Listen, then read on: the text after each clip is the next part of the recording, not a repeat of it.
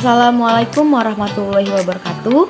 Nama saya Nabila Garusita dengan NPM 20110801115 dari program studi Bimbingan dan Konseling Pendidikan Islam. Jadi, saya di sini akan menyampaikan laporan tentang studi kasus pada anak usia pubertas dengan tema bullying guna memenuhi tugas mata kuliah studi kasus anak dan remaja dengan dosen pengampu Eka Putri Ramadhani, Magister Gizi. Setiap peserta didik yang baru memasuki suatu lembaga pendidikan adalah ingin mengenal segalanya. Dunia pendidikan di Indonesia menjadi salah satu perhatian untuk masalah bullying, di mana di dalam kegiatan belajar mengajar kerap terjadi tindakan bullying antar sivitas. Ironis, memang dan sepatutnya benar-benar menjadi perhatian semua orang, tidak hanya pemerintah Indonesia, namun semua pihak yang memiliki peran langsung maupun tidak langsung di sekolah. Bullying remaja adolescents adalah individu yang sedang berada pada masa perkembangan, transisi antara masa anak-anak dan masa dewasa, yang mencakup perubahan biologis. Pengertian bullying itu sendiri dalam bahasa Indonesia dikenal sebagai penindasan, risak atau perundungan, merupakan segala bentuk penindasan atau kekerasan yang dilakukan secara sengaja oleh satu orang atau sekelompok orang yang lebih kuat atau berkuasa terhadap orang lain dengan tujuan untuk menyakiti dan dilakukan secara terus-menerus.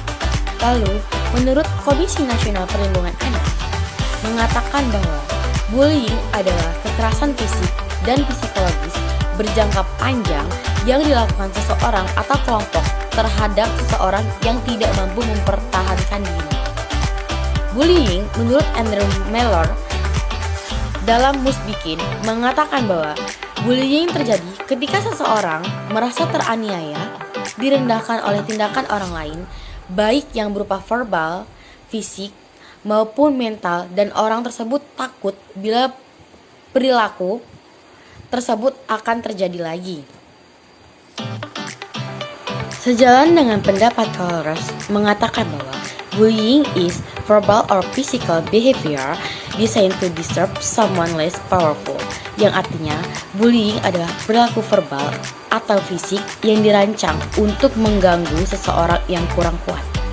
Dalam pengertian ini, dapat kita simpulkan bahwa bullying adalah tindakan yang sengaja dilakukan oleh peserta didik atau sekelompok peserta didik untuk menyakiti peserta didik lainnya, baik secara fisik ataupun psikis tanpa alasan yang jelas dan terjadi berulang-ulang. Ada penyebab, yaitu faktor yang terlibat dalam hal ini, baik itu faktor pribadi anak itu sendiri, keluarga, lingkungan, bahkan sekolah, semua turut mengambil peran. Ada 3 faktor yang menyebabkan anak berperilaku bullying. Yang pertama, faktor dari keluarga. Untuk bullying, yaitu pola asuh orang tua yang terlalu keras sehingga anak menjadi akrab dengan suasana yang mengancam dan menjadikan kekerasan yang biasa untuk dilakukan. Perilaku bullying terbagi menjadi 2 jenis, yaitu perilaku bullying fisik dan perilaku bullying non-fisik. Bullying fisik yaitu bullying yang bisa terlihat sangat jelas. Bentuk bullying fisik antara lain pukulan, tendangan, dibenturkan ke tembok, tamparan, dorongan, dan bentuk-bentuk serangan fisik lainnya. Lalu, bullying non-fisik yaitu bullying yang tidak terlihat langsung dan berdampak serius, dapat dilakukan secara verbal dan non-verbal. Karakteristik seorang anak pelaku bullying yang dapat kita amati antara lain impulsif, cepat naik darah, mudah mengalami frustasi, kurang rasa empati, sulit untuk mengikuti aturan, memandang kekerasan sebagai sesuatu yang wajar. Dari perlakuan pelaku bullying, dampak yang didapat dari korban yang menjadi Tindakan bullying antara lain kecemasan, merasa kesepian, rendah diri, tingkat kompetensi sosial yang rendah, depresi, penarikan sosial, keluhan pada kesehatan fisik, lari dari rumah, bunuh diri, dan penurunan performansi akademik. Korban juga akan menjadi penakut dan rapuh, sering mengalami kecemasan, rasa keamanan dirinya itu pun rendah karena perilaku pelaku bullying tersebut. Lalu ada pula tujuan identifikasi kasus. Penelitian ini bertujuan untuk mengetahui bentuk-bentuk perilaku bullying, faktor-faktor perilaku bullying, dampak perilaku bullying terhadap prestasi belajar, dan dampak perilaku bullying terhadap hubungan sosial. Selanjutnya, diagnosis. Diagnosis merupakan langkah untuk mencari faktor penyebab dari masalah yang sedang dihadapi oleh klien. Berdasarkan data yang terkumpul, maka dapat ditetapkan bahwa faktor penyebab klien kasus melakukan bullying sebagai berikut. Karena faktor internal, keinginan mencoba sesuatu yang baru. Subjek kasus ini adalah anak yang pendiam saat di lingkungannya. Faktor eksternal, dari pola asuh orang tua subjek kasus kurang pengawasan terhadap subjek kasus, sehingga subjek kasus tidak takut melakukan tindakan yang menurutnya benar seperti bullying itu tersebut. Lalu, kurangnya pengawasan di lingkungan sekolah.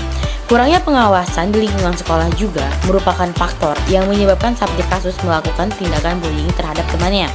Pihak sekolah kurang memberikan pengawasan yang ketat terhadap peserta didik mereka masing-masing. Prognosis. Setelah mengetahui faktor-faktor penyebab subjek kasus yang bullying di lingkungan sekolah, kemudian menetapkan alternatif bantuan yang akan diberikan. Adapun pendekatan yang digunakan adalah pendekatan konseling behavioral yang menggunakan teknik pemahaman tingkah laku dikarenakan subjek kasus selalu berperilaku tidak sehat, menimbulkan akibat yang tidak menyenangkan bagi pelaku dan lingkungan, dan tidak sesuai dengan fungsi peranan stimulus yang dimunculkan di lingkungannya, dan menggunakan konseling rasional emotif terapi atau RET dengan teknik direktif dengan merubah pola pikir yang irasional menjadi rasional. Subjek kasus 1 yang berpikir bahwa tidak bisa menyesuaikan diri di kelas. Teknik ini dapat digunakan untuk menghilangkan tingkah laku serta pola pikir yang irasional. Teknik ini dimaksudkan untuk meningkatkan kepekaan klien agar klien memahami diri dan tingkah laku. Stimulus yang tidak menyenangkan yang disajikan tersebut diberikan secara bersamaan dengan munculnya tingkah laku yang tidak dikehendaki. Kemunculannya pengkondisian ini diharapkan terbagi asosiasi antara tingkah laku yang tidak dikehendaki dengan stimulus yang tidak menyenangkan. Ada tahap treatment. Pada tahap ini dilaksanakan alternatif bantuan sebagaimana dirumuskan dalam prognosis. Maka dalam treatment akan diambil tindakan dengan langkah-langkah sebagai berikut, yaitu melakukan pertemuan-pertemuan. Pertemuan pertama, membangun hubungan baik dengan subjek kasus dengan cara memulai percakapan dan menampilkan diri sebagai orang yang dapat memahaminya. Lalu pertemuan kedua, yaitu merefleksikan diri subjek kasus agar lebih terbuka dan percaya diri. Lalu yang ketiga, subjek kasus secara umum sudah menunjukkan perubahan yang berarti. Hal ini terlihat dari tingkah lakunya dalam kehidupan sehari-hari.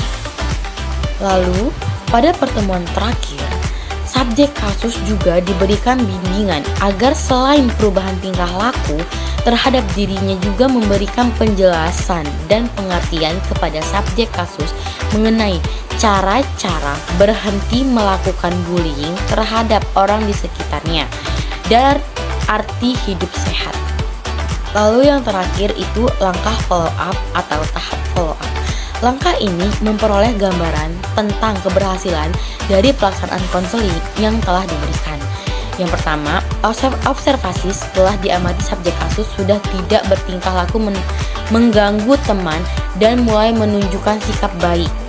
ketika istirahat, subjek kasus berada di kelas dan berhubungan baik bersama teman-teman kelasnya. Yang kedua, wawancara dengan subjek kasus. Dari hasil wawancara dengan subjek kasus diperoleh keterangan bahwa subjek kasus mulai berusaha mengganti rokok dengan permen.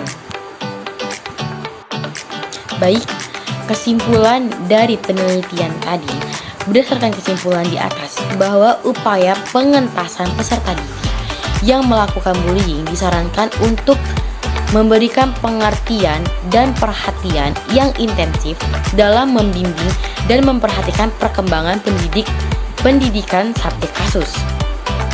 Oleh sebab itu, maka perlu kerjasama antara kepala sekolah, wali kelas, guru mata pelajaran, dan orang tua subjek kasus.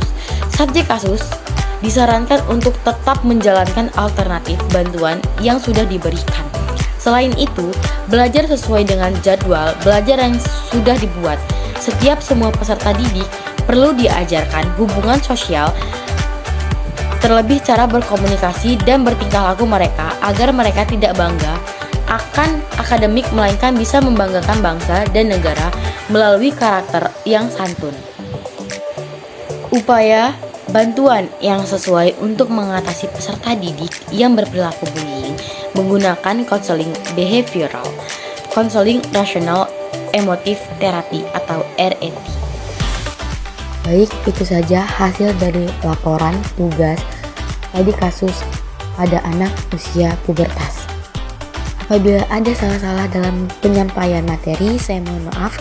Kepada Allah saya mohon ampun. Saya akhiri. Wabillahi taufiq wal hidayah. Wassalamualaikum warahmatullahi wabarakatuh.